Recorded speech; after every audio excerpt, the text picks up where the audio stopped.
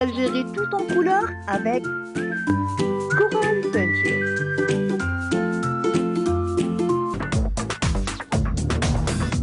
Ensemble, vivons le bonheur d'Algérie. Ensemble, apprécions les couleurs d'Algérie. Le soleil, les merveilles du pays. Un réveil de fraîcheur et de vie. Ensemble, vivons un moment de nostalgie. Mesdames, Mesdemoiselles, Messieurs, bonjour, très bon réveil à vous tous. Merci de nous retrouver comme chaque matinée dans votre espace Bonjour d'Algérie. Nous serons ensemble jusqu'à 10 h du matin avec toute l'équipe du Studio 7 et de la Régie 7, bien sûr. On les salue. On aura le plaisir d'être ensemble avec Hamid Belkacem. Dans un tout petit moment, nous aurons le plaisir de parler environnement avec Hamid Belkacem et surtout revenir sur la journée mondiale de la vie sauvage. C'est très important de parler de la vie sauvage et de cet équilibre de cet écosystème très important. Nous aurons à cet effet donc un spécialiste en la matière qui sera aussi notre invité. Nous aurons également Aïda Mechri dans sa rubrique psychologie. Aujourd'hui, elle aura le plaisir donc de traiter des examens. Oui, c'est la pleine période des examens. Donc beaucoup d'enfants stressent, les parents aussi stressent énormément. Comment accompagner les parents et les enfants à passer les examens dans de très bonnes conditions, sans stress? C'est avec Aïda qu'on le saura.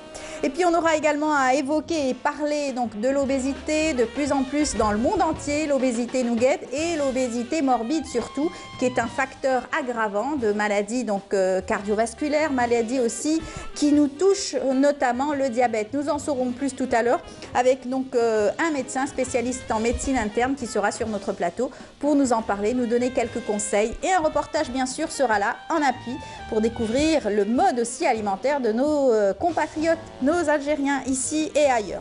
Et on terminera l'émission avec Nessiba Djaïdir avec la rubrique Mosaïque. Nessiba aujourd'hui nous fera un gros plan sur une belle exposition qui se déroule en ce moment même à la galerie Rassim. Et nous aurons à cet effet aussi un invité sur notre plateau. Voilà, c'est tout le programme qu'on a choisi pour vous. J'espère que vous allez passer un bon moment en notre compagnie.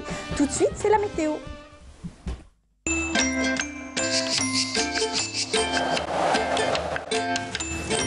La météo vous est présentée par Mobilis. Mobilis, أينما كنتم. La voici, la voilà. Elle est là. Bonjour Amel. Bonjour Amel. Comment ça va? Ça va, merci. Oh. Oui, ça va. Oui. Alors, qui c'est qui vous reprochait qu'il ne pleuvait pas aujourd'hui, ce matin? Pour le moment, personne. Bon, on va quand même s'intéresser, bien sûr, aux nouvelles du ciel. Et il paraît qu'on va faire Salat l'Istisqa bientôt. C'est ce qu'il m'a dit, le régisseur, apparemment. Oui. Eh ben oui, probablement. C'est le moment, oui, c'est le Très moment. bien. C'est vrai, là, les agriculteurs s'inquiètent. Un manque important de pluie, franchement. Les barrages se vident. Ouais. Notamment, on aura l'occasion d'en parler probablement dans une prochaine rubrique avec Hamid Belkacem, probablement, parce que donc, certains barrages sont à sec. Exactement. Donc c'est inquiétant. Merci Amel, donc à tout de suite. C'est moi, à tout de suite. Bonjour à tous et bon réveil. Et bien pour aujourd'hui, le ciel se montrera plutôt voilé sur pratiquement l'ensemble des régions côtières avec un ciel pré-orageux sur les côtes ouest et centre. Par contre, l'intérieur ouest et centre, on aura des passages nuageux qui peuvent donner quelques pluies parfois sous forme d'averses orageuses. Vers l'est, le ciel restera le plus souvent voilé tout au long de la journée. La moitié sud, localement nuageux vers le Bécharoua, le Nord Sahara, les oasis également le Sahara oriental, avec quelques pluies durant la journée. Partiellement voilé l'extrême sud, le Hégard et le Tassili. Ailleurs, le soleil sera bel et bien présent, avec toutefois des soulèvements de sable vers le Nord Sahara, les oasis et le Sahara oriental. Les températures, quant à elles, eh bien, elles seront plutôt agréables pour la saison. Un minimum de 10 degrés du côté de Djelfa, 12 Al Bayad, 21 Tizi Ouzou, 20 degrés à Alger, Naba également Constantine, 17 Oran, 15 degrés à Tiaret, 19 à Batna, au sud 18 seulement à Gardaya, 20 degrés à Béchar, 23 du côté de Biskra, 29 Taman Rasset, également à Insalah, 30 à Elizi, 35 le maximum à Ingezam en passant par les 34 degrés à Borj Beji Mourtar. La mer aujourd'hui, eh bien, elle restera agitée sur pratiquement l'ensemble des régions côtières. Les vents souffleront entre 30 et 50 km/h sur les côtes ouest et est et va à 30 km/h sur les côtes centre. Et on va faire un petit tour cette fois-ci vers la partie sud de l'Afrique où le ciel restera tantôt nuageux et tantôt ensoleillé à Bangui, également Abidjan, Addis Abeba, Antananarivo. Des pluies prévues à Lusaka, peu nuageux vers Windhoek et le Cape Town. Le mercure affichera 24 degrés à Addis Abeba, 28 Antananarivo et Nairobi, 25 à Lusaka, 31 à Windhoek et le maximum 39 degrés à Abuja et Bangui. Voilà. Je vous retrouve tout à l'heure, juste après le journal télévisé de midi. Et d'ici là, très très bonne matinée.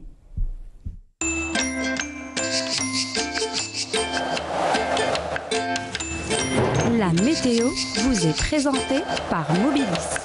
Mobilis, أينما كنتم. Merci beaucoup, Amel, moi pour qui toutes remercie. ces nouvelles du ciel. On continuera bien sûr à s'informer concernant la météo du jour, bien sûr à midi et 19h. Voilà, on vous laisse repartir en musique Ah, avec plaisir. avec une belle chanson, nostalgie cette fois-ci. Vous connaissez l'Harbizkel, Non.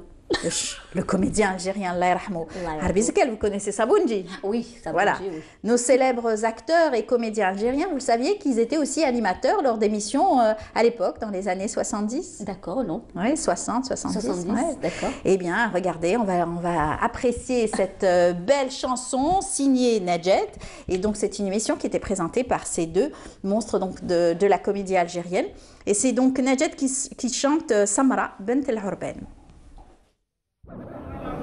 وحنا عندنا مغنيه سمراء سمراء ولا سمراء بيضاء كيف ياه ايوا هاد المغنيه أنا نعقلها شكون هي هي الست نجاة في أغنيتها سمرة يا بنت العربان. سمراء يا بنت العربان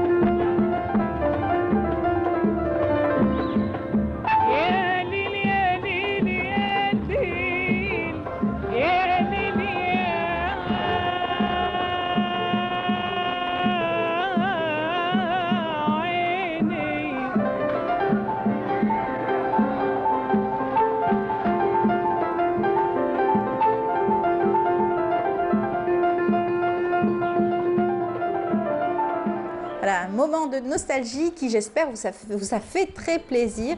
Ça vous a ramené quelques années en arrière avec un peu de nostalgie et ces artistes qui nous ont aussi quittés. Allah yarhamhum. Eh bien, on l'accueille comme il se doit. C'est Aïda Mechri.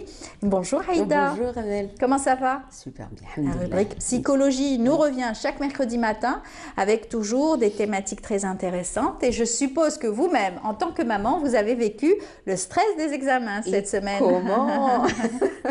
J'imagine. Période très difficile. C'est compliqué, c'est très profond. Oui. Il y a beaucoup de choses à dire aussi. Ça ne se limite pas uniquement par rapport à la pédagogie, notre approche, tout ça, mais on peut lire les choses dans les profondeurs. Qu'est-ce qui fait que on explose comme ça, on ne retient pas nos colères, vraiment comment accompagner les ados qui sont devenus beaucoup plus stressés, beaucoup plus rapides. Ils ont besoin de ticota, ils ont besoin de quelque chose de très palpable, rapide, comme ça pour pouvoir les aider. Ils n'ont plus la patience de pouvoir lire doucement, prendre le temps de bien vivre les leçons, d'accompagner doucement. Il y a quelque chose comme ça dans nos méthodologies, dans le contexte dans lequel on vit. Vous savez, actuellement, avec l'actuelle pandémie, avec cette alternance entre les cours, il y a un jour oui, un jour non, on n'est plus avec tous nos camarades. Ça a un impact aujourd'hui sur il me semble, parce que vous savez, revivre et vivre ce dedans-dehors d'une manière répétitive, ça se vit différemment chez les enfants. Il y en a ceux qui ont su, bien sûr, garder le fil, surtout si les parents, ils ont investi un espace de révision qui est plutôt complémentaire. Il y a quelque chose, ça veut dire on accompagne nos enfants pour qu'ils puissent travailler, mais aussi voler avec leurs propres ailes. Ça veut dire prendre plaisir à répondre, à faire leurs devoirs, à s'installer dans un espace habitable, là où ils ont leurs objets, leurs petites gadgets comme ça, là où ils ont la capacité de faire vivre leur créativité. Ça, c'est dans le meilleur des mondes. Absolument. Mais il y a bien sûr des enfants qui sont toujours dépendants du stress et du travail des parents. Ah ben oui. Qui vont les influencer, ils vont travailler parce que le parent va leur demander de travailler. Moi, j'ai comme l'impression que dans cet échange, on a comme l'impression de dire celui qui n'a pas la maîtrise de ces outils, celui qui n'a pas la capacité de pouvoir vraiment vivre les leçons, ça veut dire, vous savez, chaque matière elle a son point fort, elle a sa méthodologie, comment on peut faire vraiment les exercices, comment on peut vraiment travailler les fiches de lecture, qu'aujourd'hui ils sont très indispensables pour pouvoir accompagner nos enfants. Si les parents, ils n'ont pas cette méthodologie, ils n'ont pas cette force de pouvoir vraiment retrouver quelque chose qui pourra les aider dans leur approche, dans leur accompagnement à leurs enfants, ben vous savez, on loupe l'essentiel et à partir de là, la question revient, et c'était peut-être l'échange d'aujourd'hui, quel est le rôle de ces parents pour accompagner vraiment les élèves? Est-ce que c'est prendre le cahier, vraiment apprendre par cœur, ils sont là à veiller à ce qu'il s'installe dans son bureau pour qu'il soit vraiment à cheval sur les 1, 2, 3, 4, 5, ou il est là pour lui offrir la confiance, ce regard très solide, là où on peut lui expliquer dans ce processus d'apprentissage qui restera et qui est dur, de lui expliquer que tu peux faire. Tu réussiras. Il y a quelque chose dans le regard qu'on peut transmettre à nos enfants qui est en dehors de l'apprentissage lui-même. Ça veut dire, si je prends la leçon et on est là dans la répétition, 1, 2, 3, 4, 5, et là, je ne fais que le disqualifier. Vous savez, pour les 1 plus 1, il ne saura pas me dire 2 parce qu'il va hésiter. Est-ce que c'est 2? Est-ce que c'est 3? Est-ce que c'est 4? C'est très compliqué justement pour peut-être le parent de pouvoir justement gérer tout ce stress-là. Absolument. Et cette inquiétude et la panique aussi des enfants quelquefois. Ils pleurent parce qu'ils ne sont pas suffisamment prêts. Et ça rajoute un stress supplémentaire parce que quand on pleure, on panique, etc., on n'y arrivera pas du tout. Du tout, du tout. Bien au contraire, peut-être qu'on va détruire. Vous toujours appris que avoir le stress, c'est bon d'avoir du stress. Absolument. Le bon stress, là où il va me pousser vraiment à m'installer sur le bureau parce que j'ai un examen. Il ne faut pas banaliser tout ce processus d'examen. Ça veut dire on ne passe pas tu sauras faire, je suis confiant, voilà, c'est facile. Oui. Tu sais, il y a beaucoup de gens qui ont réussi, tu n'es pas le premier ni le dernier. Ce sont ce genre de phrases qui vont banaliser tout ce processus-là où on a besoin vraiment de mettre le paquet, d'utiliser l'énergie, de pouvoir vraiment mettre le paquet dans le sens où on fait l'effort de s'installer, d'apprendre et vraiment affronter notre ignorance. Ça veut dire que, voilà, c'est pas parce qu'on est mauvais, bon, tout dépend le rythme de chacun de nous. Et c'est ça la richesse des enfants. On a celui qui a la rapidité de pouvoir comprendre les choses rapidement et on a d'autres qui ont besoin de vraiment lire avec les différentes étapes de l'intelligence. On en a beaucoup parlé dans cette intelligence visuelle, auditive ou dans la compréhension tactile. On a besoin de pouvoir expliquer, schématiser comme ça avec des caricatures. Mais pour d'autres, il suffit juste d'écouter. Ils ont la capacité de pouvoir retenir le chant, le son, Tout est dans la méthodologie aussi de travail.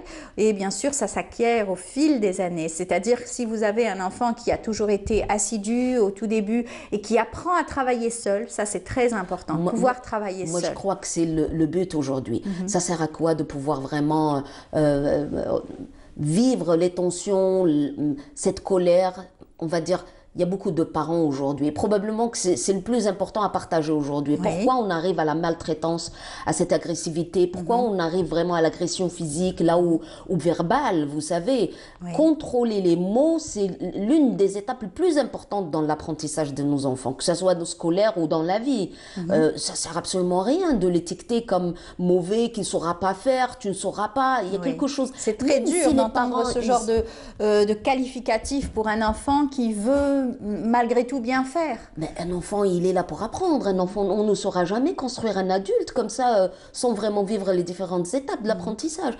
Mais vous savez, ce qu'on a constaté, et puis je reviens aussi entre deux parenthèses pour pouvoir remercier tous les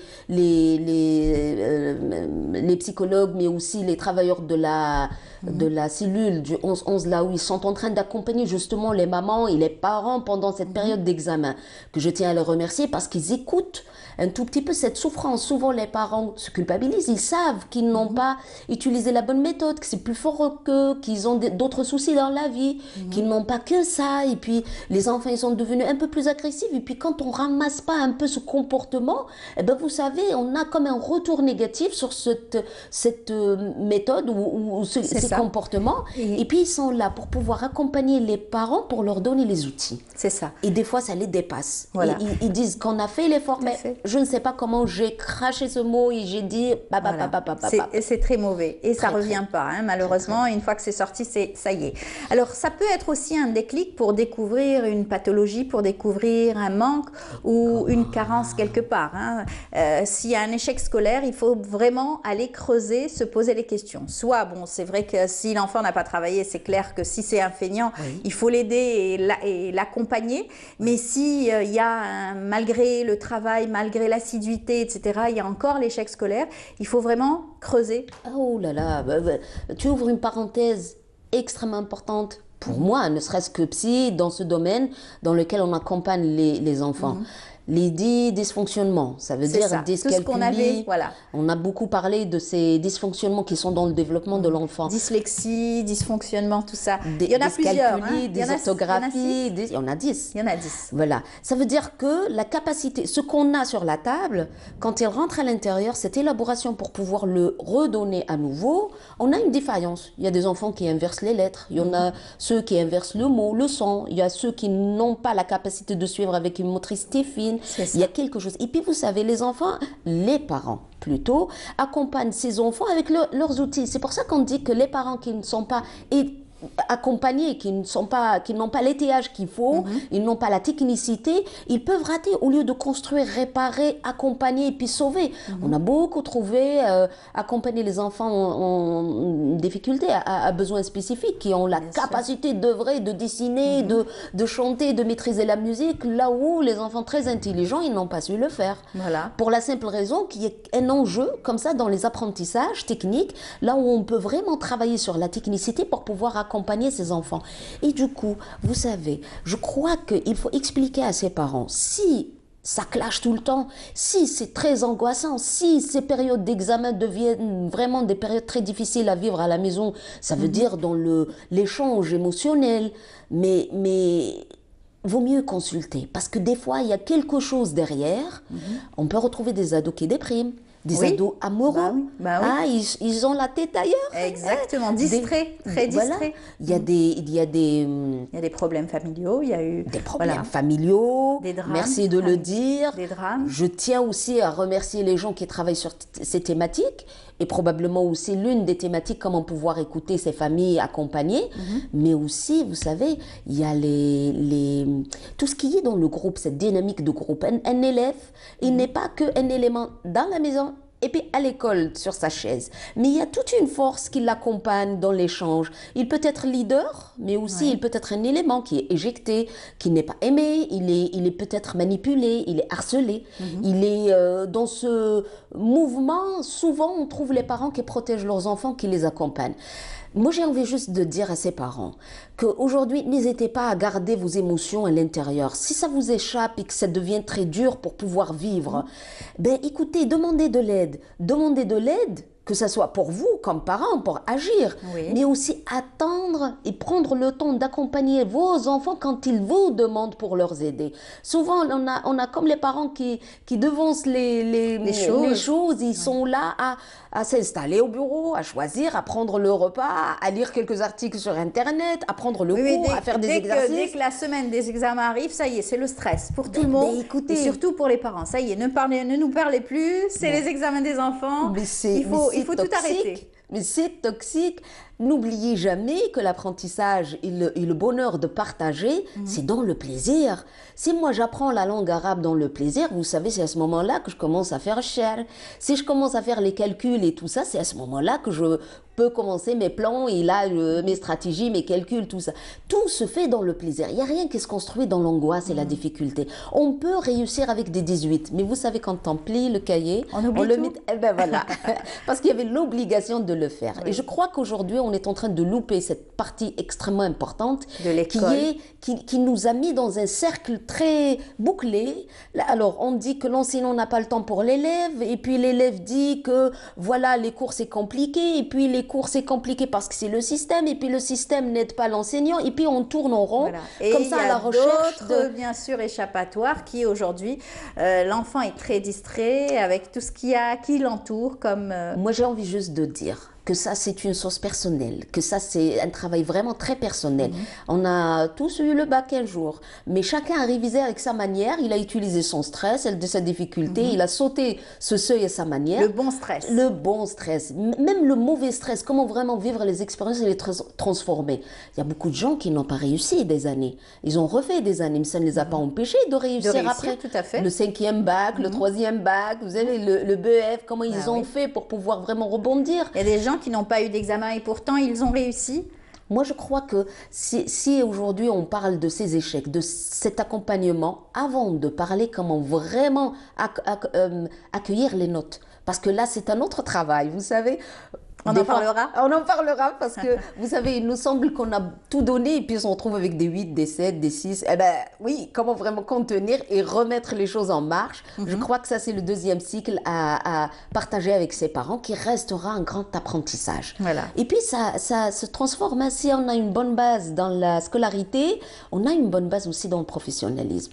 Parce que c'est comme ça qu'on apprend à rebondir, à travailler, à donner, à garder cette créativité pour pouvoir vraiment tenir. Et puis, voilà, je ne pourrais pas me dissocier de tout le travail que fait l'organe national de la protection de l'enfance, qui accompagne aussi à travers l'accompagnement de Madame la déléguée nationale dans tous ces programmes d'accompagnement à ces enfants.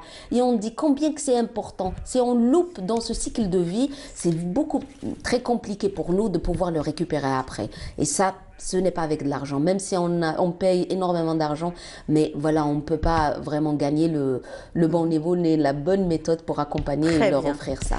Mais merci beaucoup Haïda. Merci à vous, Amel. On vous dit bon courage pour votre travail et toujours dans les conseils et l'accompagnement bien sûr de toute forme de pathologie qui touche à la psychologie. On vous dit bonne journée. Merci, à vous de Et même. à la semaine prochaine, Inch'Allah. Inch'Allah. Merci pour cette thématique aujourd'hui. On souhaite encore bon courage à tous ceux qui passent encore des examens, s'il y en a encore. On vous dit voilà, on continue notre programme. Merci Aïda. Merci à vous. Et puis on va s'intéresser à la vie sauvage. C'est la journée mondiale de la vie sauvage.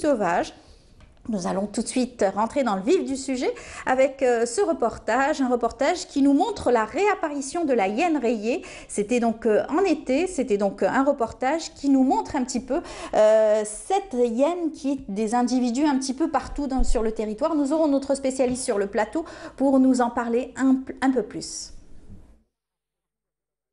Ici dans la forêt de Bouillersen, dans la commune de Mered, qu'une espèce disparue depuis les années 80 a été aperçue. Il s'agit d'une hyène rayée, un mammifère carnivore appartenant à la famille des hyénides, signalé par une association de chasseurs. Les habitants ont tendance à se promener dans la forêt les week-ends. J'ai aperçu l'animal peu de temps avant le coucher du soleil. En 41 ans, je n'ai jamais vu cet animal. J'ai tout de suite appelé le président de l'association des chasseurs. J'ai demandé aux agriculteurs de la région de ne pas installer de pièges. Le rôle de notre association est de protéger les forêts et d'informer les services de la conservation des forêts en cas d'incendie, si on trouve des animaux morts ou même tués parfois. Je chasse depuis les années 60, je n'ai jamais vu cet animal, mais je sais qu'il n'attaque pas l'homme. Mais toujours est-il, il faut rester prudent. Une battue est en cours pour retrouver cet animal menacé d'extinction dans les forêts de Mered, au sud de Tipaza, où la conservation des forêts s'attelle à suivre sa piste. C'est un bon signe pour la biodiversité, surtout avec le confinement qui est actuellement. Donc c'est une espèce qui a réapparu de nouveau. C'est une espèce animale protégée. Donc on ne veut pas la capturer, on veut c'est-à-dire superviser le nombre d'espèces qui se trouvent dans la forêt pour voir le nombre exact du sujet qui se retrouve afin de la sauvegarder et de lui fournir toutes les conditions idéales pour sa survie. En marge du travail accompli sur le terrain, les services de la conservation des forêts accompagnent les associations de chasse dans le but de réorganiser leur activité dans la wilaya. De retour sur le plateau du Bonjour d'Algérie, nous allons tout de suite parler d'environnement et surtout donc de vie sauvage avec nos experts sur le plateau. Hamid Belkhassam qui présente la rubrique chaque mercredi, il est là parmi nous. Bonjour Hamid. Bonjour Amel, bonjour à tous. Comment ça va?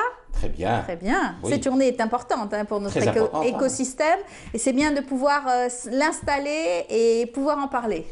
Heureusement que la vie sauvage est là parce qu'elle permet un équilibre. On vit dans un monde où l'homme s'accapare beaucoup de territoires qui ne sont pas foncièrement, fondamentalement, historiquement les siens. Il perturbe cet équilibre, d'où cette journée qui est de plutôt de création assez récente, je pense que c'est 2013, la journée mondiale de la vie sauvage.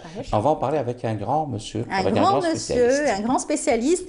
Il s'agit donc de Mohamed Gouichiche. Bonjour et bienvenue parmi nous.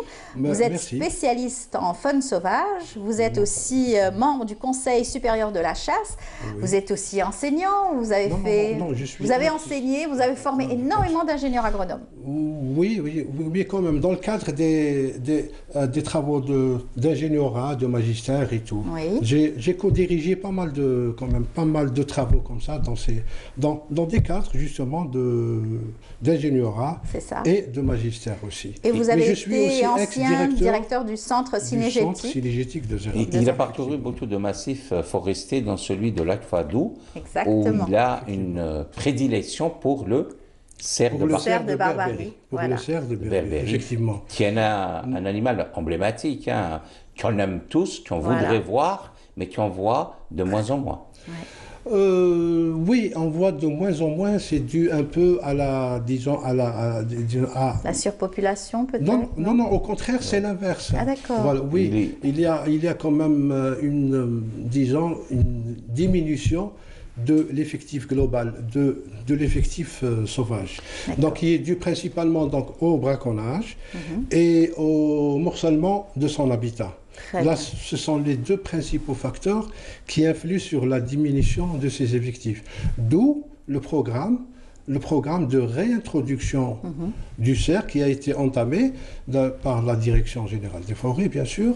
Et c'est le centre cynégétique de Zeralda qui a eu la charge, justement, de préserver donc, cette espèce emblématique. Voilà. Il y a eu donc un programme de réintroduction dans son massif originel, d'où il a disparu. Il faut savoir que pendant la période romaine, le cerf existait pratiquement dans toute l'Afrique du Nord. Maintenant, on le trouve actuellement uniquement dans une très large bande entre la frontière algéro-tunisienne. Voilà, au niveau du parc national d'El Khala? Non, non, on le trouve dans la région d'El Khala, on le trouve dans la région de Sougaras et on le trouve aussi dans les forêts de Bouchegouf. Également. Donc, si vous voulez, c'est le même massif forestier. Hein, c'est le même massif forestier qui chevauche les trois wilayats. On va dire que le cerf de Berbérie se déplace. Il se déplace dans son aire de prédilection, j'allais dire. Ou ce sont des populations différentes? Non, non, c'est-à-dire qu'il peuple tout ce massif forestier. Mais il faut savoir que le cerf, il est territorial. Donc, hein, il a une certaine superficie. Donc, qu'il garde. Donc le cerf, il occupe ce massif forestier qui fait environ à peu près 200 000 hectares. C'est quand même assez vaste. C'est vaste, mais enfin, les effectifs ne sont pas aussi reluisants que ça. Donc nous avons, au niveau d'El Khala, donc il faut savoir qu'il y a des travaux de suivi qui se font actuellement, hein, des travaux de dénombrement, du cerf. Ça a toujours été fait par d'abord des étudiants. On le fait toujours, oui. Non, pas que. Et les conservations des forêts. C'est le centre cynégétique et les conservations des forêts qui sont, disons, en relation avec le cerf. Donc, on fait au mois de septembre, on sort et on fait le dénombrement du cerf au brame. À cette période-là, le cerf, il émet un cri qu'on appelle le rère. Donc, c'est un cri qui ressemble au rugissement du lion. Donc, on le repère grâce à ce cri-là. Vous avez le Wi-Fi pour ça. Vous avez le Wi-Fi et vous êtes des experts en la matière, justement, pour reconnaître ce son. Effectivement. On le voit hein, sur les photos, il est magnifique. Hein. Ouais, ça, c'est à Galma? C'est à Bouchegouf? Non, ça c'est dans le parc zoologique de Ben Aknoun. Voilà, on voit la barrière, la clôture. Juste derrière. Oui. Alors, d'où l'intérêt du repeuplement, M. Louis-Chiche. Hein. Est-ce qu'il a donné des résultats positifs, le repeuplement du cerf de Berbérie? Le travail qui a été fait par le centre cynégétique. Oui. Ou c'est trop tôt pour faire... Actuellement, on n'a pas encore atteint le stade de repeuplement, c'est-à-dire le stade de réintroduction. Hein. On a réalisé une unité de réintroduction du cerf, mais qui constitue en fait une unité de reproduction en semi-liberté. D'accord. Ça va prendre du temps. Ça va prendre du temps pour... Oui, c'est à travers cette unité-là qui fait dans les 250 hectares. Voilà, hein, 250 hectares. Donc c'est à travers cette unité-là que nous entamons, enfin, qu'on espère entamer l'opération de réintroduction du cerf. Il y a une autre unité maintenant qui est mise en veilleuse. Donc c'est au niveau de Colo. Hein? Ça, c'est le mouflon. Au niveau de Colo. Et ça, c'est sûrement pas le parc zoologique de Monaco. Ça, c'est le milieu naturel.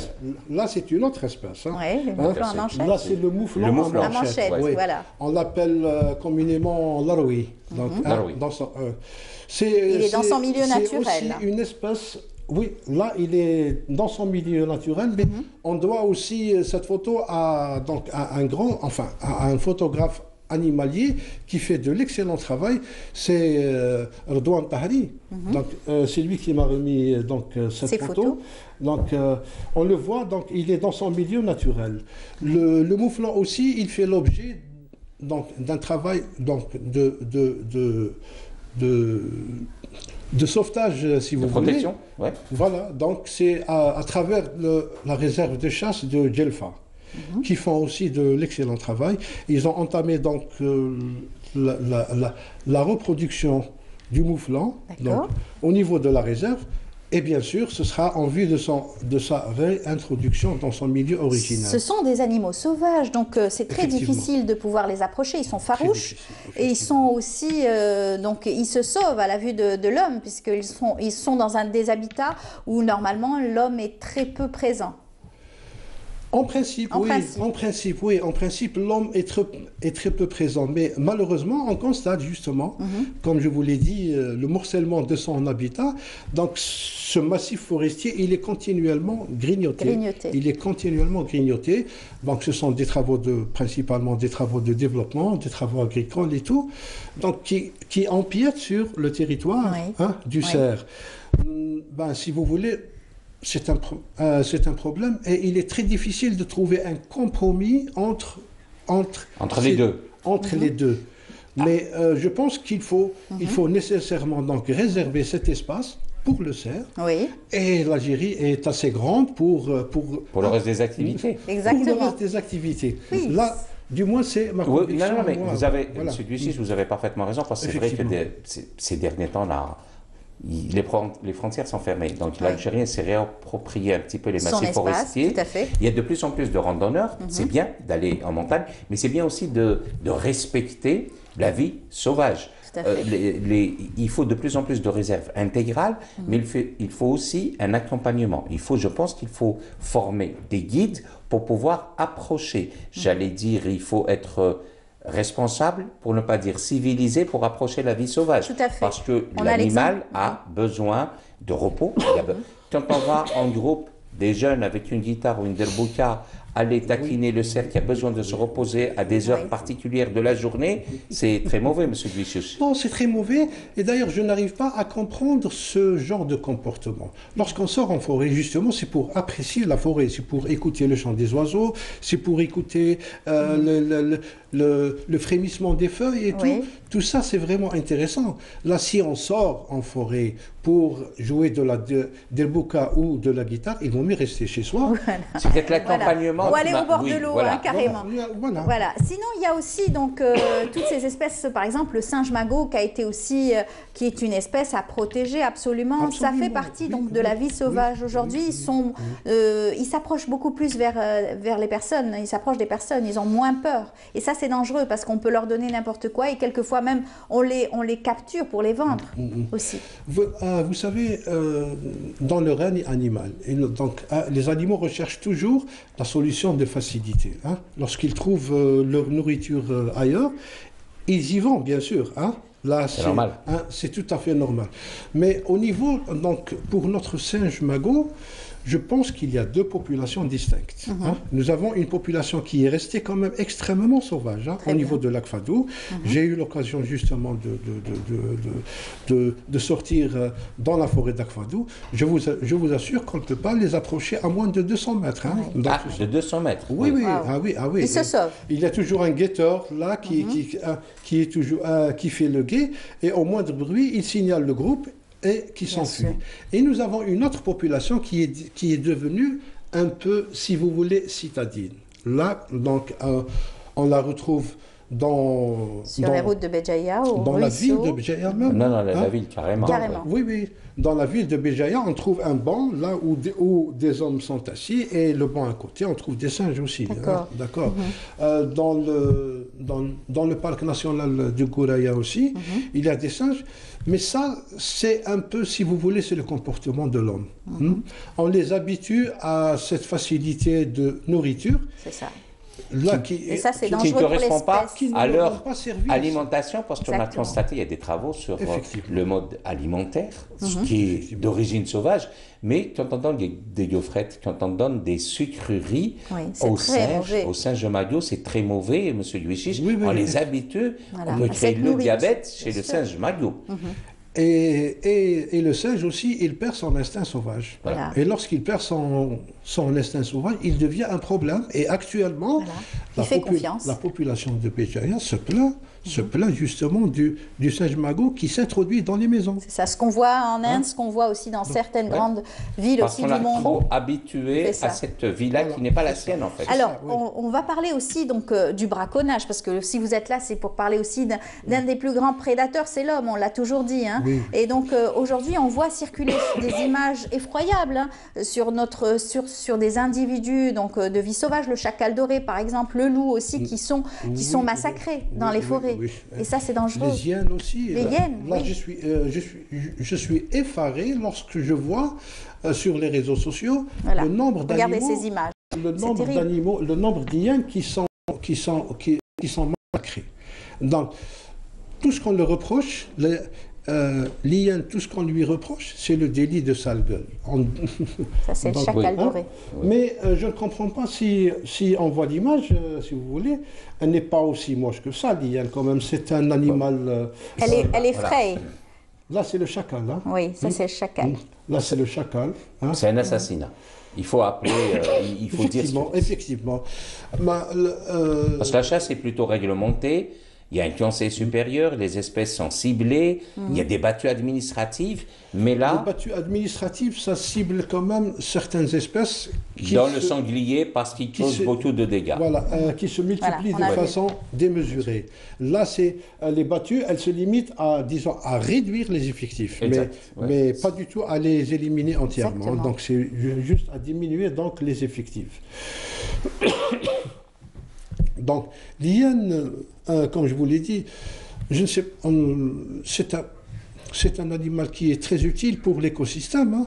Il faut savoir qu'il se situe, donc c'est l'éboueur de la nature. Il assure l'équilibre, tout ce qu'il trouve dans la nature, y compris les os, y compris les carcasses, donc, grâce à sa mâchoire qui est très très forte. Mais c'est un animal utile, très utile. Et il y a cette idée qu'il est dangereux, et là c'est l'inverse, hein. C'est un animal très très craintif. Notre hyène rayée, à l'inverse donc de l'hyène tachtique qui vit en groupe, donc c'est un animal grégaire qui vit en groupe, et lorsque les animaux sont en groupe, ils se sentent plus forts. Et là c'est normal. Notre hyène, au contraire, elle est solitaire, donc elle vit seule. Pour la petite histoire, si vous voulez, donc à l'occasion d'un dénombrement au niveau d'Al-Qala, donc je suis sorti, il faisait nuit, donc c'était 21h du soir, je me suis retrouvé nez à nez avec une hyène, et je vous assure qu'elle a fait demi-tour. Hein. Oui, c'était le cas peur, bien sûr. Elle a fait, oui, donc c'est un animal qui est très craintif. Depuis la nuit des temps, inoffensif pour l'homme. Depuis la nuit de temps, on n'a jamais signalé une attaque d'hyène sur l'homme. Jamais. Très bien. On va voir un reportage tout de suite. On va aller du côté du parc naturel du Djurdjura que vous connaissez bien. Et d'ailleurs, vous avez tenu à rendre hommage à un grand monsieur qui a toujours travaillé dans ce parc naturel. Deux messieurs qui ont travaillé sur le chacal doré. Oui, c'est monsieur Abdallah Tekouk. Il a beaucoup travaillé, donc c'est grâce à lui, un peu quelque part, il a fait sortir le cerf de l'anonymat. Hein. Oui, donc, à travers ces images. Il a fait pas mal de documentaires sur le cerf. J'ai eu l'occasion justement d'apprécier le travail avec lui, parce que j'ai remarqué une chose, c'est son souci du détail. Tout à fait. Il vérifie toujours ses sources de l'information. Et bien sûr, le directeur du parc était aussi un grand défenseur de la nature, Mustafa Muller également. Mustafa Muller aussi. Les deux, voilà. Abdallah Tekouk, on lui donne quand même l'introduction de la vie sauvage à l'intérieur des foyers, à la télé, et nous avons beaucoup appris avec lui. Exactement. Fizouj, exactement. Allez, on y va à travers ce parc naturel, suivi cette fois-ci par Faria El-Hamdi.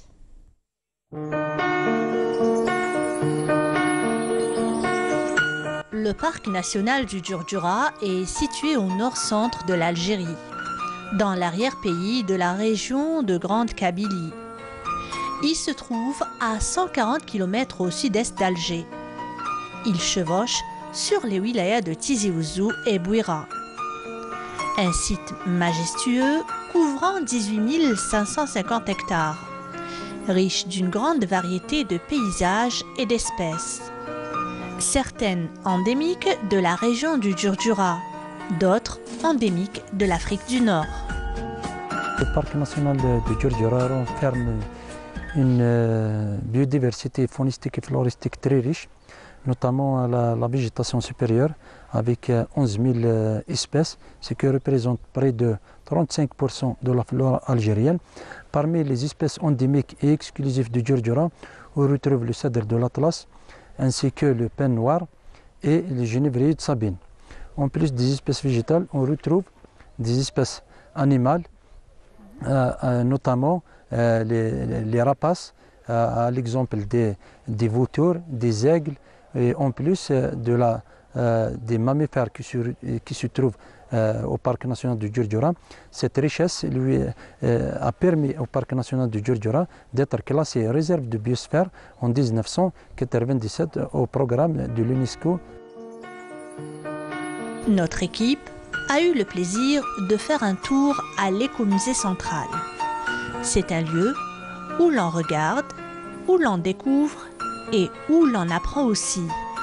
Cet écomusée se compose de plusieurs compartiments, laboratoire de taxidermie et une salle d'exposition permanente. L'écomusée propose au public la découverte de l'étonnante richesse du parc national du Djurdjura. Les mystères du sol, la diversité écosystémique, l'histoire et la fragilité de ces différents milieux. Le parc national de Djurdjura, à l'instar des parcs nationaux en Algérie, il a été créé en 1983. Donc, avec l'objectif, c'est la préservation et la protection de la richesse de ce parc. L'écomusée central est composé de plusieurs compartiments, dont un laboratoire de la taxidermie, là où on réalise l'opération de l'empaillage des animaux récupérés morts, donc grâce à notre vétérinaire, il y a une opération de l'empaillage de ces animaux qui seront ensuite exposés à la salle d'exposition permanente. Cette salle est composée de plusieurs galeries, dont la flore, c'est-à-dire les différentes espèces endémiques du Djurdjura. En plus, on retrouve des animaux, des spécimens d'animaux à l'intérieur des vitrines. Le parc national du Djurdjura est considéré comme une zone à potentialité de biodiversité considérable et un laboratoire à ciel ouvert pour la recherche scientifique. Cependant, outre le patrimoine naturel qui est l'essence même de la sauvegarde du parc national du Djurdjura, il n'est pas sans importance de souligner aussi le patrimoine culturel et historique du Djurdjura qui fait la fierté des populations locales. Voilà, un sujet très intéressant, ça vous donne l'occasion aussi d'aller le visiter et d'emmener vos enfants, leur expliquer l'importance de cet équilibre entre la vie sauvage et bien sûr l'homme qui est donc cet individu qui va envahir cet espace naturel, n'est-ce pas? Oui, si vous le permettez aussi, par la même occasion, il y a un très beau écomusée au niveau du centre cinégétique de Zeralda qui mériterait d'être visité. Je vous assure qu'il y a quand même une collection d'animaux sauvages aussi qui sont naturalisés au même titre que nous emmène aussi et nous rappelle aussi que vous êtes aussi parfaitement taxidermiste. Vous avez formé énormément de jeunes à la taxidermie, l'empaillage, ce qu'on appelle l'empaillage. Pas beaucoup, parce que je considère que lorsqu'on est vraiment taxidermiste et aussi convaincu, là on participe à la protection de la faune. Mais il y a aussi le mauvais côté. Le mauvais côté, donc la taxidermie à titre commercial. Là qui est vraiment nocif. Donc, qui est nocif pour la faune. J'ai formé quelques-uns, mais c'est surtout donc, au profit des établissements. Au niveau du parc zoologique, par exemple, d'Alger, au niveau du jardin d'essai aussi, au niveau du parc du parc naturel du Djurdjura aussi. Donc ce sont des personnes qui travaillent dans des établissements publics, Voilà, mais qui ne travaillent pas personnellement. En tout cas, on a été ravis de parler de vie sauvage avec vous. J'espère que ce ne sera pas la dernière. Et vous reviendrez pour spécifier à chaque fois peut-être une espèce par rapport à une autre et rester peut-être... Ou un environnement, on n'a pas parlé d'environnement saharien, mais c'est une invitation renouvelable. L'environnement marin, l'environnement marin aussi. La vie sauvage. C'est une invitation renouvelable, monsieur Luigi. Oui, si vous le voulez, je suis toujours disponible. C'est très gentil, Atek Saha. Je rappelle que vous êtes donc ingénieur, ancien directeur du Centre Cinégétique de Zeralda, spécialiste de la faune sauvage et surtout membre du Conseil supérieur de la chasse. Merci d'avoir été parmi nous, monsieur Gouichi. Merci, madame. Voilà. Hamid, merci beaucoup. Mercredi prochain. Voilà, à mercredi prochain. Inch'Allah. Voilà, avec une autre aventure concernant l'environnement. Oui, toujours. Bien sûr, il faut protéger notre nature. Voilà. Très bien, merci beaucoup. Bonne journée à vous. On continue notre émission. Je vous invite cette fois-ci à aller toujours rester dans la nature, plus précisément au niveau donc du Shreha, plus précisément avec ce groupe de randonneurs. Ils ont choisi d'aller dans les forêts, bien sûr, pour se reposer et faire un petit peu une halte à travers donc la nature et bien s'oxygéner. C'est très important. Un sujet signé Faria Hamdi. Faire du vélo ou marcher dans la nature, éveiller les sens, respirer. Les promenades en forêt ont de multiples vertus. Rien de tel en cette période de pandémie de coronavirus. La nature, l'air pur et la liberté. Ces jeunes cyclistes, amateurs de l'Afroun, ont organisé ce week-end une sortie à Shreha, dans la wilaya de Blida. مع المرض ان شاء الله ربي يعافينا وان شاء الله ربي يرفع علينا هذا البلاء. عندنا دائما لي زادمين تاع الجروب تاعنا هما اللي يجيروا الحاله. عندنا لا ديستونس بيان سور لي بافيت توجور عندنا الجال تاع اليدين عندنا ودي فوا هما اللي يخيروا الديستيناسيون وين. لازم لك ايامات هكا في السمانه تخرج دير فيهم سبور. هنا هذاك سبور نديرو في الفيلو. عندنا اون جور بار سيمان نخرجوا نديرو نتلاقاو جماعه هكا ونخرجوا. هذا ماك.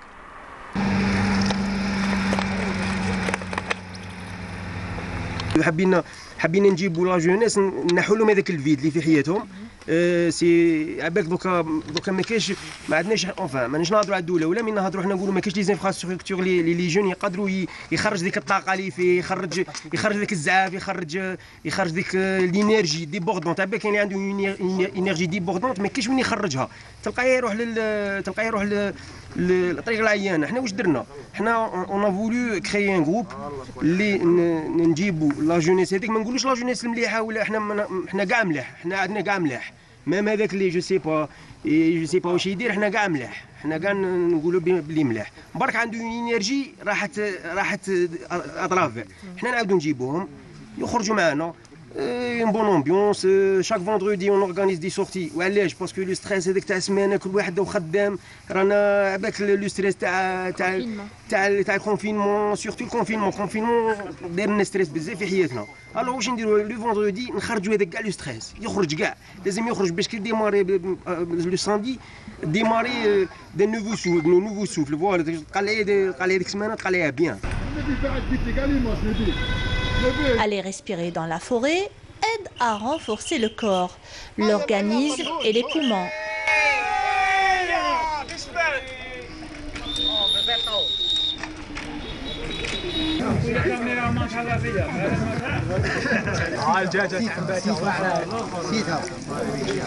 Pour information, chaque vendredi, on organise une sortie تاع الهوات الدراجات العفرون les cyclistes.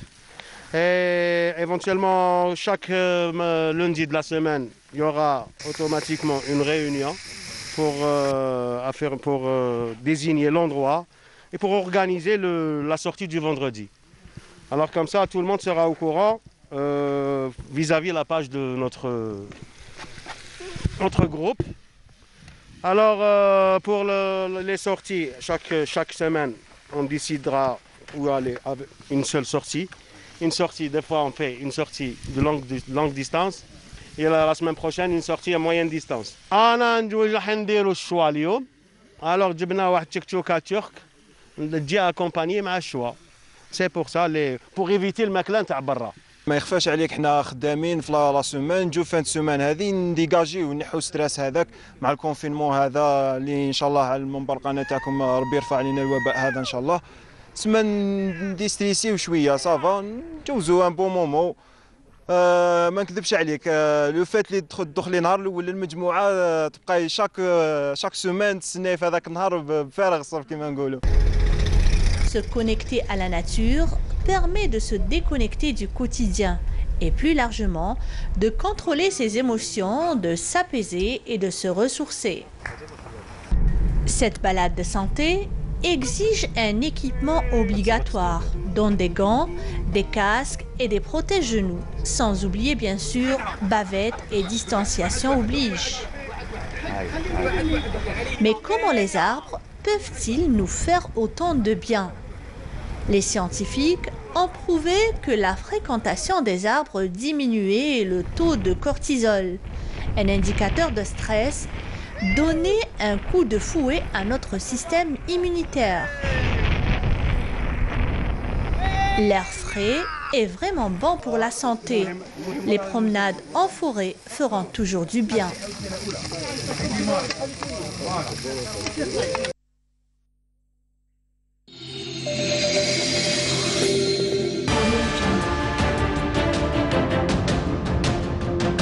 Enfin une peinture algérienne aux normes internationales. Tous vos besoins en peinture intérieure, peinture métal, préparation de support ou peinture extérieure, choisissez Coral Peinture. Coral Peinture, c'est les maths à faire.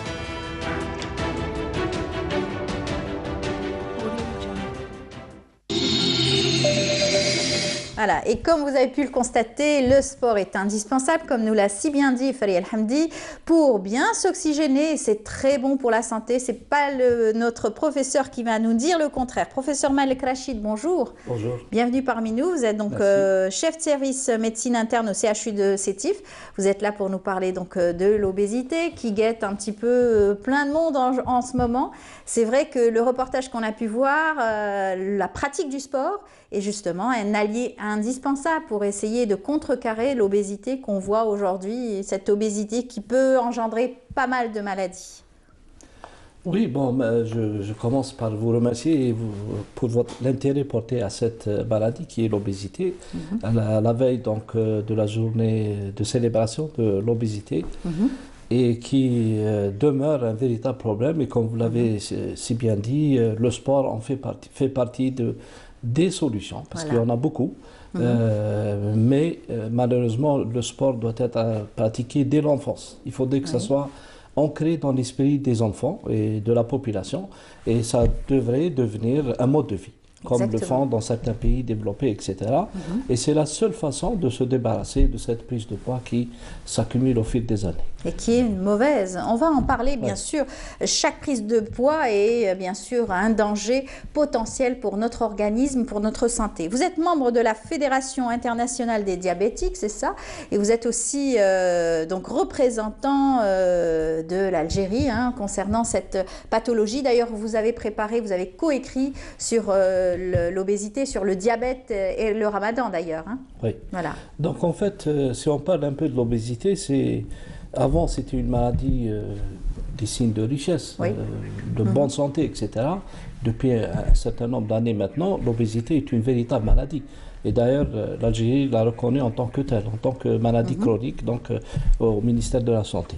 Donc en fait, si on en parle souvent, mais l'obésité est actuellement considérée comme un véritable fléau, parce qu'en fait, elle va engendrer et entraîner beaucoup de maladies, dont le diabète, les maladies cardiovasculaires, les maladies respiratoires, tout ce qui empoisonne la vie de quelqu'un qui est obèse, c'est-à-dire l'arthrose, tout ce qui est articulaire aussi, au niveau des genoux, au niveau du dos. Donc ça c'est mécanique, donc ça peut ralentir la vie de quelqu'un, etc.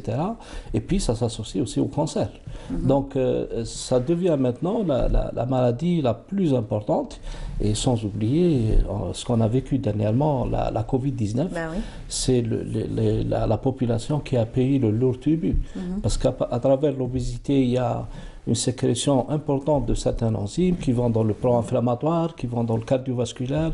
Et puis le fait est d'avoir déjà un obèse avec son syndrome restrictif respiratoire, tout ça complique la vie au niveau de la réanimation. Et c'est la population qui a payé le plus grand lourd tribut. Donc en fait, si on veut éviter des complications par rapport à d'autres, ce sont les premiers qui payent le lourd tribut. Et souvent, quand on a une obésité, on a des comorbidités qui s'associent à cette obésité, dont le diabète, l'insuffisance respiratoire, le syndrome d'apnée du sommeil, les maladies cardiovasculaires. Et tout ça, quand ça s'associe, ça devient une bande de malfaiteurs qui c'est invivable pour la personne. Voilà, c'est invivable. Et, donc, vous êtes, vous, en tant qu'interniste, les premiers à prendre en charge ce genre de pathologie, et vous comprenez que l'obésité est en premier responsable donc, de toutes ces pathologies qui s'enchaînent, hein, parce que même l'infertilité aussi est vraiment aussi au tournant. Hein. Absolument. Enfin, on s'efforce de le faire, mais en fait, quand on reçoit des patients obèses, on les reçoit pour leurs complications. Donc ils sont là parce qu'en fait ils ont fait une complication, un type d'accident vasculaire ou un diabète ou autre chose, ou une complication cardiaque ou des complications, sans parler des insuffisances veineuses, des hernies inguinales. Enfin, ils font plein de complications, les obèses. Et donc quand ils viennent, ils ne viennent pas pour leur obésité. Et ils viennent parce qu'ils ont des complications de leur obésité. Et malheureusement, souvent, c'est un stade assez tardif où on a du mal à trouver des solutions. Bon, on va pallier à certains... un régime, etc. Du sport. Mais souvent, c'est difficile parce qu'en fait, on est dans deux situations différentes. Donc, il y a la conséquence de l'obésité directe sur ce qui est mécanique et tout ce qui est métabolique et cardiovasculaire. Et puis, il y a les conséquences aussi psychosociales. Donc, ce vécu du patient obèse par rapport à la société, vous savez très bien que jusqu'à présent, on a des jeunes filles qui prennent des médicaments, notamment des corticoïdes, pour prendre du poids, pour faire plaisir à d'autres. Ça existe et c'est dangereux, c'est mortel. Et c'est mortel, parce qu'en fait, la vision de la société continue dans cette idée qu'une femme devrait être un peu enrôlée. Bien en chair, on va dire. Voilà, donc c'est parmi les problèmes. Sans compter le regard de la société vis-à-vis de ces personnes. À l'école, attention, il y a une discrimination importante des enfants qui sont obèses. On les traite de tous les noms. Exactement. En dehors de l'enfant, donc il y a la jeune fille, il y a l'adolescence qui impacte donc souvent le changement dans leur corps, etc. Et donc tout ça va les amener à prendre des décisions qui parfois dans certaines situations sont mauvaises. Exactement. Voilà. Et alors surtout qu'on n'a pas beaucoup de choses à leur offrir. On va en discuter peut-être dans le temps. Tout à fait. Et ce qui est aussi important, c'est de pouvoir sensibiliser autour de cette prise de poids, sensibiliser autour donc de l'obésité et toute forme d'obésité, hein, parce qu'elle la plus dangereuse, c'est la morbide, l'obésité morbide. Est-ce que vous faites justement des séances de vulgarisation autour de cela? Parce que je sais que demain, vous allez célébrer la journée mondiale de l'obésité. C'est aussi une occasion de pouvoir en parler ouvertement, un petit peu avec le grand public? Oui, parce que, en fait, le grand acteur dans cette obésité, c'est l'environnement. Oui. Et quand on parle d'environnement, c'est déjà l'alimentation, ce qu'on appelle communément la malbouffe. Et vous voyez comme moi, donc, tout ce qui se passe à travers donc, la restauration actuelle, cette bouffe qui est hyper calorique, riche en sucre et riche en glucides. Donc si on veut agir sur cet environnement, donc c'est pour ça que j'ai dit que notre ministère a reconnu comme maladie chronique l'obésité, donc il va avoir des conséquences. Et ces conséquences sont certainement le coût du sucre, la surtaxe, etc., qui font qu'on va abandonner un peu la consommation, etc. Exactement, parce les trois blancs, le sucre, la farine et le sel. Quand les patients arrivent à nous, chez nous, les médecins, nous sommes le dernier maillon de la chaîne. Exactement. En fait, c'est cet environnement déjà, l'étiquetage des aliments, la nutrition, remplacer les boissons sucrées par de l'eau, dès l'enfance, remplacer beaucoup de gestes à comprendre. Eh bien, on va le comprendre aussi avec les consommateurs et comment est-ce que les Algériens voient justement l'obésité, de quel œil ils voient donc l'obésité, comment est-ce qu'ils sont conscients justement de cette prise de poids. Regardez, c'est donc un reportage signé Sofiane Hamoudi. Il a tendu justement le micro à certaines personnes. Regardez ce qu'ils en pensent. En Algérie, l'obésité a triplé depuis le confinement. Le taux de l'obésité est de 30% chez les femmes et 14% chez les hommes.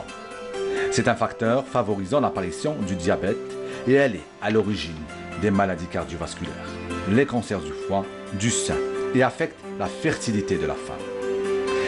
Il met en garde aussi contre le prédiabète qui demeure très fréquent dans notre pays.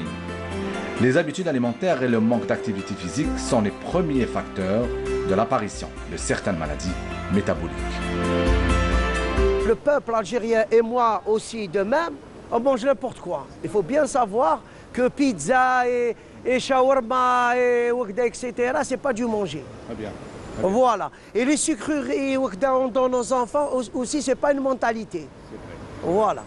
Quelle est l'hygiène de vie que vous prenez vous-même? L'hygiène de vie que je prends des salades, je prends des jus, je fais du sport. Voilà, j'essaie de manger à l'heure. Quelqu'un disait chaque évolution demande une rançon. Donc maintenant les fast-food et tout ça, c'est une petite révolution. Et nos adolescents, particulièrement nos adolescents, ils prennent leur bouffe dans les fast-food. Et bien entendu, on n'échappe pas à l'obésité avec les huiles et tout ça. Et maintenant, comme vous disiez, c'est bien, c'est un problème de santé publique. Et je pense qu'il n'y a pas cette sensibilisation. Je pense que les médias, tels que vous, devriez faire un peu plus d'efforts pour sensibiliser. Madame Galez est présidente d'une association sportive féminine, propose des activités sportives dans la convivialité et sans esprit de compétition à des femmes de tout âge et de tout niveau social, afin d'éviter la sédentarité et avoir une meilleure qualité et hygiène de vie. Hier, on a rencontré beaucoup de femmes, on est resté dans la salle parce qu'on a un petit bureau. Il y a beaucoup de femmes qui sont passées pour demander quand est-ce qu'on va reprendre. Elles ont repris, elles ont pris beaucoup de poids dans ces conditions de confinement. Jusqu'à 20 kilos, jusqu'à 30 kilos, c'était inimaginable. Donc c'est quelque chose de vraiment... Là, ce qu'on a voulu, c'est que le sport soit dans l'hygiène de vie. On se lève le matin, on prend notre café, on a une demi-heure ou une heure à faire du sport, même si on est seul à la maison. Mais beaucoup de femmes, elles ne peuvent pas faire ça seules à la maison. Il est aussi du devoir des pouvoirs publics de faire de campagnes de sensibilisation pour prévenir contre l'obésité et mettre les moyens pour promouvoir cette alimentation saine et l'activité physique et surtout au niveau des écoles. C'est très important de comprendre, bien sûr, le fonctionnement de notre métabolisme et bien sûr ce qu'on veut obtenir comme résultat. Alors, quand on voit la pratique du sport chez les enfants, ça commence très tôt et ça les encourage à avoir une hygiène de vie.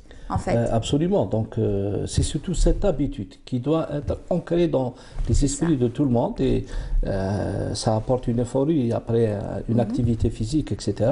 Et ensuite, les gens ne peuvent plus se passer de cette activité. C'est pour ça qu'on exige que le sport démarre dès l'enfance. Voilà. Et je voulais juste attirer l'attention des gens, c'est que l'obésité, il ne faut pas un scanner pour la diagnostiquer ou des examens coûteux, etc. Il faut se mettre sur une balance, vous prenez votre poids en kilos et que vous divisez par la taille au carré. Donc 60 sur 1m40 au carré, il y a 3 situations. Moins de 20 kg par mètre carré, vous êtes normal. Entre 20 et 25, vous êtes dans la surcharge pondérale. Et à partir de 30, vous êtes en obésité.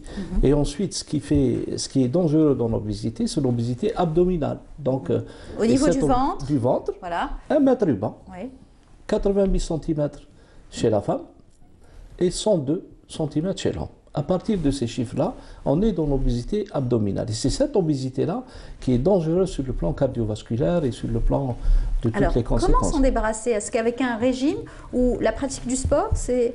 En fait, on est dans deux situations. Si c'est des enfants, si c'est des adultes jeunes qui n'ont pas de problème, qui n'ont aucun souci de faire de l'activité physique, le meilleur traitement actuellement reste l'activité physique et donc un régime alimentaire soigné.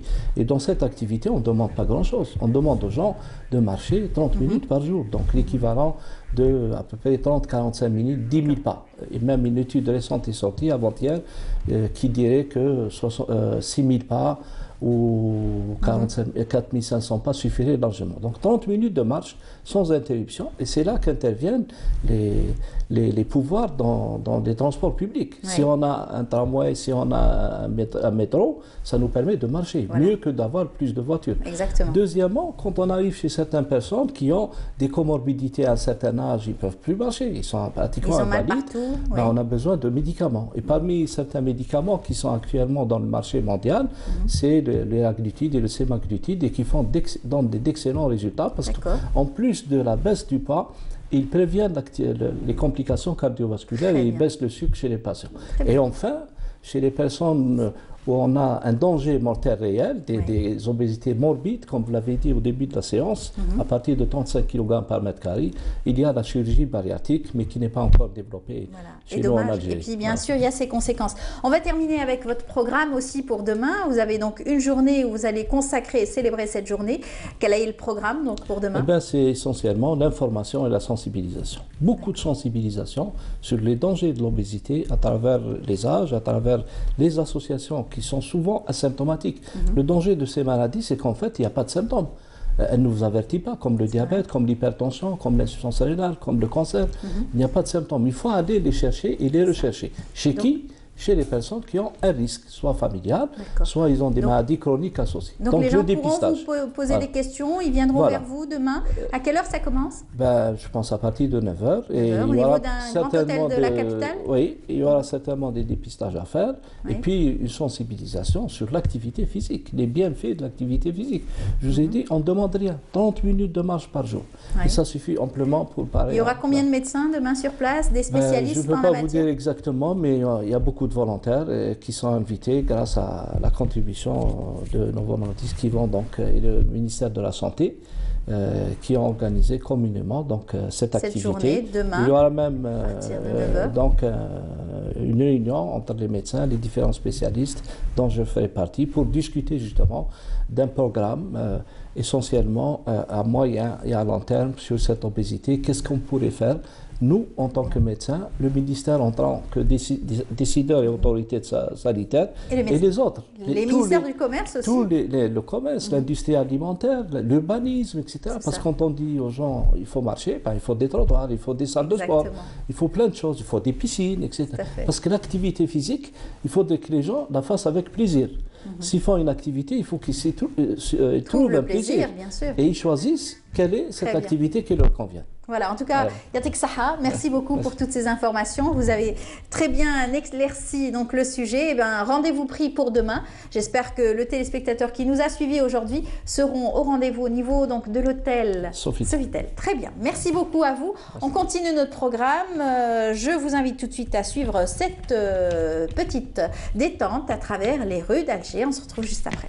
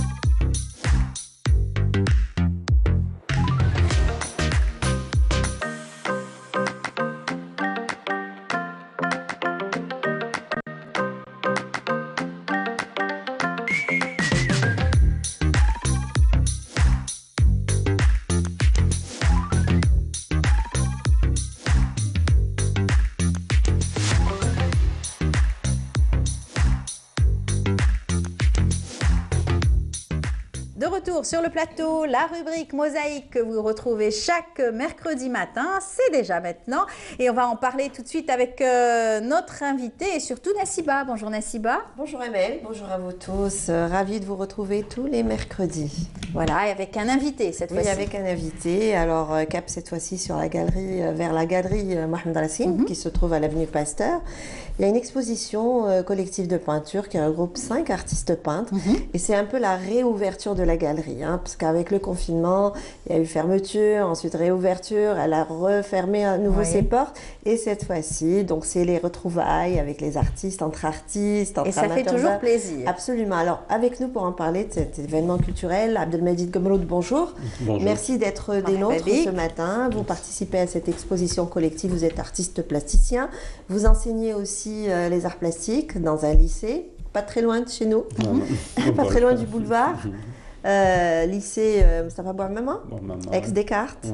Vous enseignez donc un parcours, un nom, une œuvre, et c'était les retrouvailles en quelque sorte, hein, après la fermeture par 2 fois de la galerie Mohamed Racine. Donc vous étiez heureux de retrouver vos amis artistes. Voilà. Donc on est toujours de façon de participer à une exposition, surtout chaque fois on découvre, on retrouve ou on découvre d'autres artistes, etc. Bon, c'est une exposition avec 5 artistes. Bon, chacun son parcours, chacun son histoire, chacun sa démarche, etc. Elle était intéressante. Bon, maintenant la galerie, comme vous avez dit, elle rouvre. Bon, elle a été pratiquement toujours ouverte, mais chaque fois il y a eu des... Oui, avec le confinement, il y a eu etc. fermeture et ouverture, voilà. Et puis après, elle est restée quand même fermée pendant 2-3 mois. Hein. Voilà, plus ou moins, voilà, ouverture. C'est bon, c'est une galerie quand même assez intéressante, elle a une histoire, elle a un parcours, tous les grands artistes sont passés. Ce qui est bien cette fois-ci, c'est que maintenant, bon, il y aura encore des petits travaux, etc., de rénovation, etc., au niveau de la façade, au niveau de l'intérieur. Il était temps parce qu'elle a été restaurée et ensuite rapidement il y a eu des petites dégradations, des petits problèmes d'eau, etc. D'ailleurs réceptionnée aux 3 quarts cette fois-ci. Enfin, ils ont l'intention de mettre le paquet, selon les échos que j'ai eus. Donc pour redémarrer peut-être avec des nouvelles bases, peut-être plus professionnelles, etc. Donc au niveau de la façade, ils vont enlever avec le fameux voile Indac. Il y a un autocollant, on ne voit pas du tout la galerie, ce qu'il y a à l'intérieur. Donc ils vont enlever cet autocollant. C'est une galerie qui est gérée par Agriculture en ce moment. C'est toujours les établissements Agriculture qui gèrent les différentes galeries au niveau de la wilaya d'Alger. Donc maintenant, bon, ils encouragent aussi les gens à venir se présenter pour pouvoir exposer, pour pouvoir en collectif ou individuel. Ils font toute la promo pour reprendre des activités voilà, d'une manière... il y a les jeunes talents aussi qui exposent, et puis surtout aussi les artistes de l'intérieur du pays. Voilà, bien sûr, c'est ouvert à tous les Algériens. Absolument. D'ailleurs, dans cette exposition, nous avons un artiste de Tissem Silt, c'est Taïeb Barti Ben Abbas qui est inspecteur en arts plastiques et aussi artiste plasticien. Il y a aussi Abdelrahman Barti de Cherchel qui est plus à présenter aussi. Très ancien peintre, surréaliste. Il y a Sadet Narimen. Voilà, aussi, qui est une très intéressante ce qu'elle fait, etc. Qui travaille en même temps, elle est plasticienne, etc. Il y a un 4e aussi artiste, c'est Ismail Ouchen, qui est enseignant aussi à l'école des Beaux-Arts. Une école où vous avez aussi fait vos classes tout au début de votre carrière. Hein. Vous êtes passé par l'école supérieure des Beaux-Arts d'Alger. Oui. Vous étiez dans quelle spécialité Bon, la première fois, on avait fait aménagement intérieur, avec juste notamment Belatrash Kamal, qui est chez vous ici. Il y a beaucoup de décorateurs. Voilà, Kamal, même des enseignants aussi qui étaient aussi décorateur ici. Et juste après, on est resté dans la région, on a fait l'école supérieure des Beaux-Arts. Arts plastiques, voilà. Comme tous les collègues. Il y a votre épouse aussi qui est artiste. Il y a moi aussi mon épouse qui a fait les Beaux-Arts d'Alger, on décoplane avec Ali Khoja. D'accord. Voilà. Et depuis, donc plusieurs expositions personnelles, collectives, je sais que vous êtes très actif aussi. Il y a plusieurs projets. Il y a des projets à long terme qui se programment, mais il y a des projets qui se font du jour au lendemain. C'est-à-dire, ça se programme au fil d'une rencontre, etc. Donc, il y a toujours les expos qui étaient reportés sur la Récup. Donc, il y a 2 grandes expos. Vous êtes dans la Récup aussi. Hein, voilà. Je me souviens de l'exposition. La 1, la 2, la 3, etc. C'était au niveau de Mustafa Katem. Mustafa Katem, une très belle exposition à laquelle avaient participé plusieurs artistes, dont Massen aussi. Massen, Chigran, Yahjadjen, Kourdouli. De toute façon, il y a beaucoup d'artistes. De toute façon, pratiquement tous les artistes touchent un peu à la récupération, au recyclage, etc. Comme ils peuvent faire des vidéos, des sculptures, etc. D'ailleurs, préparez une expo personnelle aussi, vous êtes dans la récup, puisque vous êtes dans la récup. Bon, les fameux lampadaires là, que vous deviez exposer. Voilà, bon, justement, il y a plusieurs démarches. L'essentiel, l'artiste doit produire dans tous les, touche à tous les, même au niveau des beaux-arts. À un certain moment, on faisait avec Goudjil, ou bien avec, on faisait un peu des trucs de récupération. On faisait, il y avait même les artistes aussi touchaient à tous les textures, tous les matériaux, c'est ça. Même au niveau des beaux-arts, c'est une tradition. Donc, il y a logiquement une exposition le mois d'octobre officielle, c'est avec le salon de la récupération au niveau de la SAFEX. Troisième, vous êtes on sera en parallèle. Et il y a une autre exposition aussi de la récupération avec un groupe d'artistes. C'est-à-dire, c'est pas simplement il y a plusieurs initiatives. Donc, voilà, on ne va pas faire qu'une seule idée. Donc, il y a le truc officiel, ta récup, donc ça va se passer au niveau d'octobre. C'est le 11, c'est à la SAFEX, avec le salon, etc. Là, c'est en parallèle. Voilà, les artistes sont en parallèle au salon. Et une autre expo collective aussi qui va se passer vers le mois de mars ou avril. C'est un groupe d'artistes qui vont travailler sur la réduit, bien sûr, sur le recyclage. Et peut-être il y a d'autres, je ne sais pas, mais moi, ce que je connais. Ouais.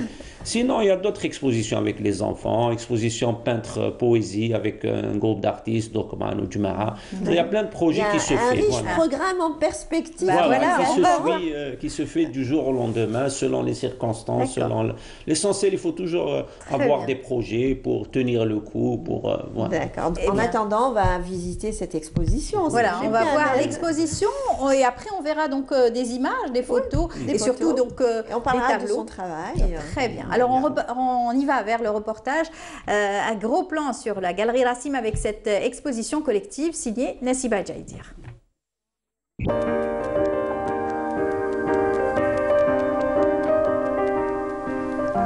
La galerie Mohamed Rassim ouvre à nouveau ses portes.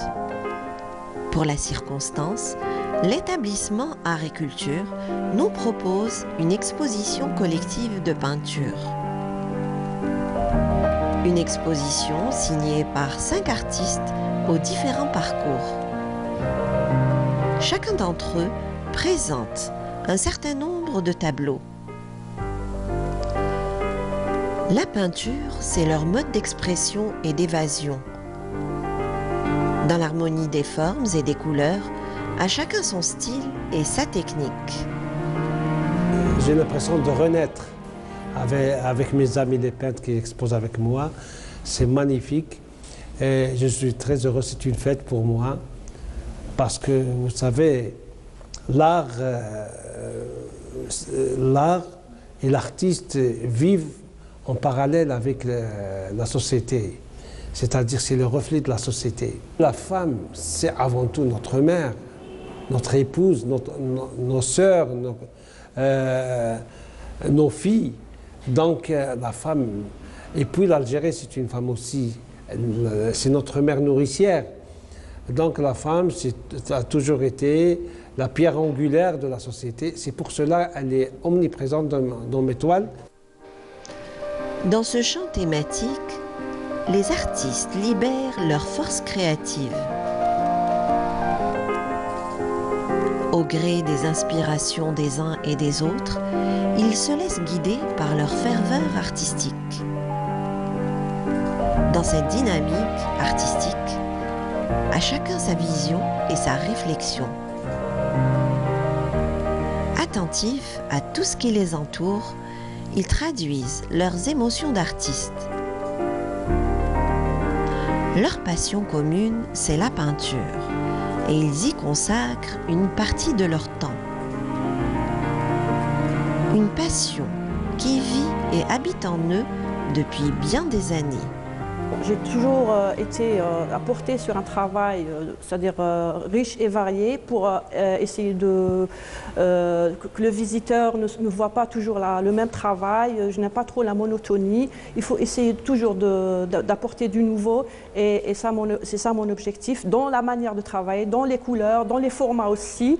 Donc pour moi, c'est un voyage que j'offre à mes visiteurs. Pourquoi pas leur donner le sourire à la sortie, parce que mon objectif, mon bonheur, c'est de voir le visiteur sortir de mon exposition tout heureux, c'est-à-dire apporter quelque chose pour quelqu'un. C'est un retour pour moi positif toujours. Abstraites, semi-figuratives ou surréalistes, ces peintures révèlent et interpellent.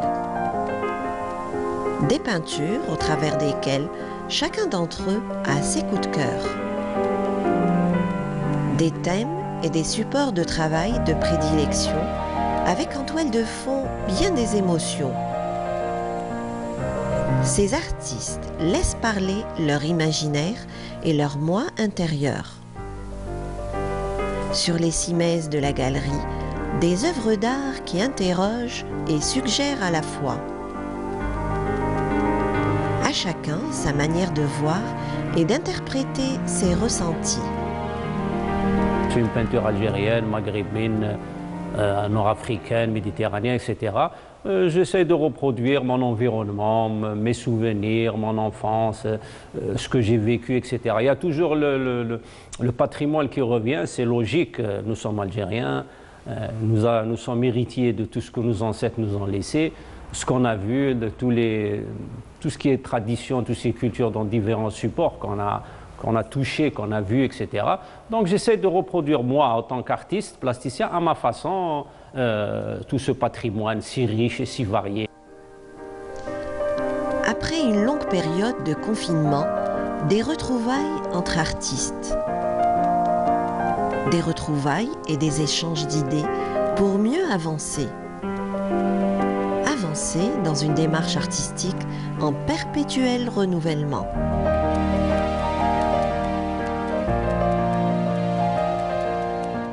De retour sur le plateau après ce beau voyage à travers les arts et surtout la galerie Racim, vous pouvez donc faire un tour à cette belle galerie et surtout retrouver le travail de nos artistes peintres. Oui, une galerie d'art qui a pignon sur rue. Exactement. Hein. L'université juste à côté, en plein centre-ville. Bon, ben, j'espère quand elle sera dans pas longtemps restaurée, réaménagée. Et il y aura beaucoup d'artistes qui vont exposer, des jeunes talents, des artistes qui viennent de l'intérieur du pays, redonner vie à cette galerie qui a un nom, une histoire. Vous le disiez tout au début de l'émission, Abdelmajid Gameloud. D'abord, c'est une galerie qui a pignon sur rue, bon, elle est très fréquentée. Oui. Maintenant, au niveau il y a des gens qui viennent visiter l'expo, il y a beaucoup aussi de jeunes qui nous montrent leurs travaux, qui voudraient exposer, etc., qui soient médecins, la pharmacien ou qui sont étudiants. Il y a beaucoup qui veulent exposer. Bon, ils les orientent au niveau des autres galeries, etc. Mais en général, on les encourage pour des futurs expos collectifs, etc. D'accord. Bon, on sait que vous êtes un fidèle de la galerie Mohamed Hassim. Vous avez exposé à plusieurs reprises. Est-ce que vos élèves vous rendent visite comme ça, de temps en temps? Moi, j'ai demandé, à la période, j'ai demandé déjà aux élèves, moi-même mes collègues, de venir visiter surtout, par exemple, le surréalisme. C'est inscrit dans le programme, etc. Justement. Je leur demande, voilà, si vous avez le temps, le mardi ou le samedi, bon, c'est la période d'examen, etc. Moi, je demande toujours aux élèves de venir visiter, de voir pratiquement, c'est-à-dire pas virtuellement, c'est pas des cours, de voir vraiment les peintres, c'est quoi. Absolument. Toucher, en parlant discuter. de surréalisme, on va voir des images. Barty, oui, on va voir les images. Barty est surréaliste, un artiste surréaliste. Il n'y a pas beaucoup. Oui, la femme est très présente dans ses œuvres d'art. Je ne sais pas, peut-être qu'on va les voir dans un petit moment. Alors, le temps de préparer les images, bien entendu, mais on sait que, bon, si nous... Bon, là, c'est pas l'œuvre de Barty, mais c'est une de vos œuvres d'art au travers de laquelle vous donnez cours de votre imagination. Hein. Accompagnée en musique par Mélodie Gardot. Voilà, une artiste. Voilà, c'est très beau. Oui. Et on découvre donc les belles images, tout à fait. Là, il y a du Yazid là-dedans. Alors là, ce sont...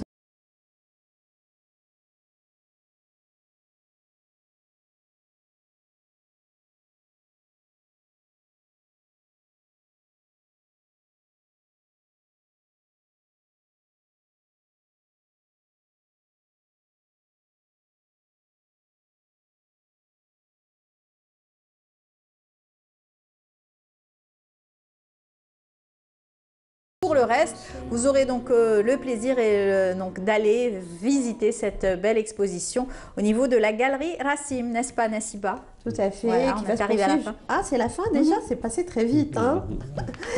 Qui va se poursuivre jusqu'à quelle date? En général, le 5, peut-être, parce que la prochaine expo, je crois que c'est le 10, donc je pense le 5, 6, 7, voilà. Mais logiquement, officiellement, c'est le 5, peut-être quelques jours en plus, voilà. Inch'Allah. Voilà, merci beaucoup à vous d'être venu lors de notre, bien sûr, débat aujourd'hui avec Nassiba, dans la rubrique Mosaïque de Nassiba. Merci beaucoup, Nassiba. Merci à vous, c'est toujours un plaisir. En tout cas, on prend rendez-vous dès mercredi prochain avec d'autres artistes. Absolument. On vous dit bonne journée. C'est nous qui vous remercions. Et merci de nous avoir suivis. Tous les artistes. Voilà. Merci de nous avoir. Et puis, on a appris aussi une triste nouvelle, celle donc de la disparition de Tahar Harhoura, notre collègue, il était comédien, aussi directeur de production à la télévision algérienne. On le voit sur ces images. Donc, il sera enterré aujourd'hui au cimetière de Baba Hassan. On présente toutes nos condoléances à sa famille et bien sûr toutes ces personnes qui l'ont connu, avec qui il a travaillé. Vous l'aviez connu vous aussi, vous vous rappeliez Nassiba? Il a fait un passage aussi à Canal Algérie. Oui. C'est un réalisateur qui a marqué son temps, son époque, quelqu'un de très aimable, de très courtois, très professionnel aussi. C'est une grosse perte pour le monde du cinéma et pour la télévision algérienne. Exactement, sa famille, sa fille notamment. Je me joins à vous pour présenter mes sincères condoléances à toute sa famille. Merci beaucoup à vous tous de nous avoir suivis. Excellente matinée et bien sûr bonne suite des programmes sur Canal Algérie. On se donne rendez-vous dès demain à partir de 8h30 depuis la station d'Oran avec Iman Mahrouk Ras. Et bien on se retrouvera vendredi avec Nour Houda Bouzegaou sur ce plateau. Au revoir et bonne journée.